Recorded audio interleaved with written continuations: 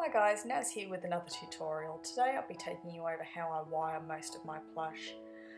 Wiring isn't for everybody and some people prefer not to use wire in their plush, but my plush are more for display and the shapes and forms that I achieve with them definitely wouldn't be possible without wiring.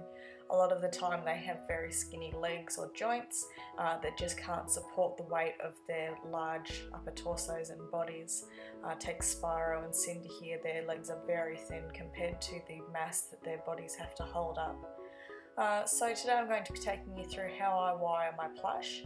I have done a wing wiring tutorial in the past, so I'll just be covering how to wire bodies today. Bodies, necks, tails, etc. It's all pretty much applicable to any portion of your plush that you want to wire. So what you need is your sewn plush, and you also need your wire of choice. Here I've just grabbed two plush from my scrap bin of failed plushie tests. So here is a Suicune I never used, and you can see here that with her legs they're extremely skinny and very flimsy. There is absolutely no way that they'd be able to hold up the weight of her body without the use of wire. You could get around this by making her legs chunkier, but I prefer to stay to sort of screen accurate looks. Here is a failed body of the Darrigan Borer I just finished, and you can see his tail is very floppy and noodly, so we are going to wire it so we can pose it. I'm just going through Bunnings Warehouse website and showing you the wire that I use. I use a couple of different gauges, but I use this tie wire which is made for fencing. I just find it's easily available and it fits what I need to use it for. So I'll show you a couple of the wires that I have on hand. The main wire I like to use is very thick, and I find that it works a lot better than the thinner wire, especially for large plush. This wire is my thinner gauge that I tend to use for very light things like wiring ponytails, where doubling it over is usually enough to hold a small amount of weight. But you can see here that it's quite flimsy and you can easily bend it. It's not really appropriate to hold up a significant amount of weight on a large plush. You might get by using this if you just want to have some mild posability, like arms on an anthro plush, but essentially it's no good for actual weight support. This heavy duty stuff is what I like to use and what I exclusively use for most of my wiring these days. It is difficult to work with because it is so thick and it does take a little bit of muscle, which I do not possess, but you can see here that it's quite difficult to bend, and that wire has, I guess, a very high weight rating, so you can support things like if you've seen my large adult Cinder plush. I tend to use these little pliers when bending it because my fragile little pansy hands aren't strong enough to do it by myself, but you can see here how much weight would really take to bend this wire and how much pressure it can hold up against. Another thing that I like to use are these little pincers. So I've got these as a set, so you have your pliers to sort of bend the wire and then your pincers to snip it.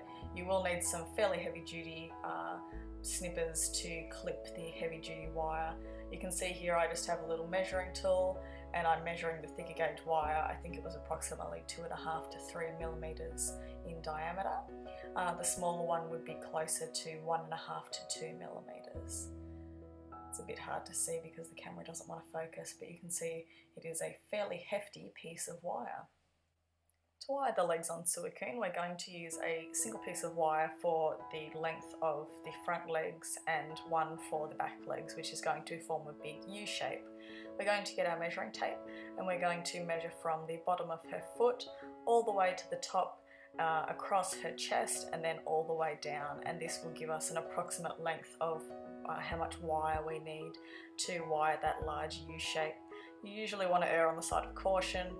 It's usually much less wire than you think it will be. Keep in mind that your wire does not need to come all the way from one end of the chest to the other, because it will be spanning the inside of the chest. Now, to prepare our wire to go inside our plush, we're going to get some quilt batting. This is one of the quilt battings I use. It's more of a thin one. It's not very thick, it's very easily pliable and soft.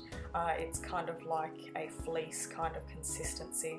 So I've got a big piece of it here, and I'm going to be getting my scissors and I'm going to be cutting a very long strip, anywhere between 2 and 3 inches wide. And this is going to be used to pad our wire. so that it's not going to poke anything, either the plush or the holder of the plush.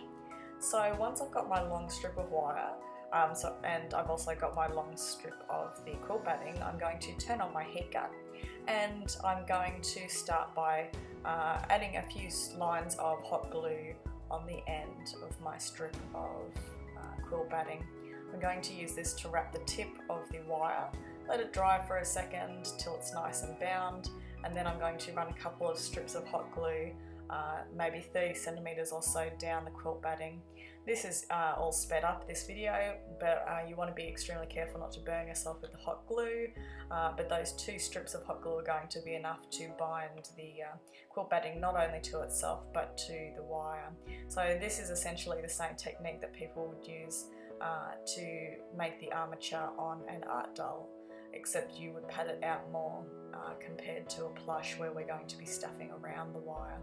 I just cut off the excess, and now you can see that my wire is all covered in this nice quilt batting, so it's going to protect the plush and make sure there's no pokey bits. I've done all my bits of wire that I need for all these jobs, and I'm just trimming off all the excess. And first we're going to wire the tail on the Dargan boar eye. So with doing very long tails, I find it's best to add, it doesn't have to be a very heavy duty piece of wire because it's not holding any weight, but I do like to add a long piece of wire into the tail so that it can be nicely posed.